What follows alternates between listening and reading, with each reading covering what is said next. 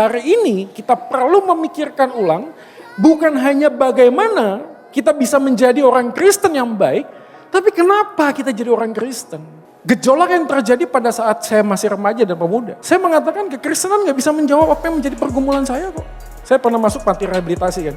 Beberapa kali pendeta saya suka ajak saya untuk kesaksian. Nah setiap kali kesaksian sebelum pendetanya itu khotbah, saya akan ngomong begini. Karena Yesus saya bisa lepas dari narkotika. Di semua gereja saya ngomong begitu. Sampai suatu kali saya nonton di sebuah tayangan swasta, TV swasta. Itu ada orang bersaksi, dia lepas dari narkotika.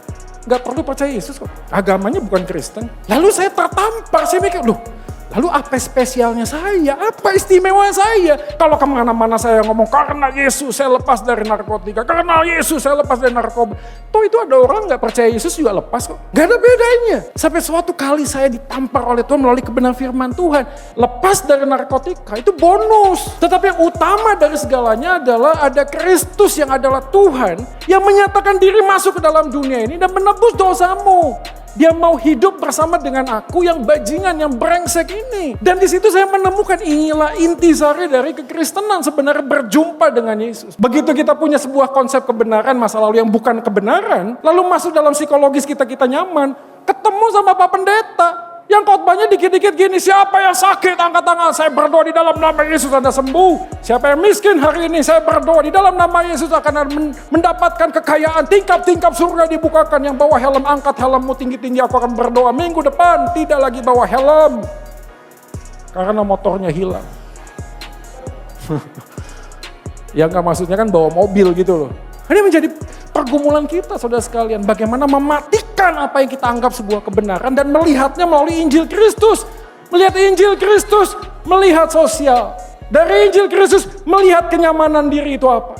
Dari Injil Kristus kita bisa melihat kebenaran yang sesungguhnya itu apa. Dan di dalam koherensi itulah kita bisa menemukan bahwa tidak ada jawaban lain selain di dalam Kristus yang memberikan kedamaian dan kenyamanan. Itu enggak sih? Maka konteks bagian ini sebenarnya memberikan kepada kita sebuah gambaran bahwa yang terkoneksi tak selalu berelasi. Walaupun relasi memerlukan koneksi. Kalau kita ngomong tentang Tuhan, kita baca Alkitab, belum tentu kita punya relasi.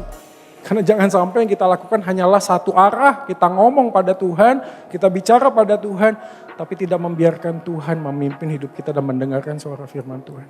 Dan Alkitab mengatakan sekalipun dosamu merah seperti kirmizi, menjadi putih seperti salju. Inilah yang Injil Kristus katakan. Pada waktu kita masih berdosa Bapak Ibu sekalian, waktu kita masih senang dengan dosa, masih berkubang dengan dosa, Yesus sudah mati di atas kayu salib. Dan ini yang dilakukan supaya hati kita puas, sehingga kita bisa berkata, Christ is more than enough for me.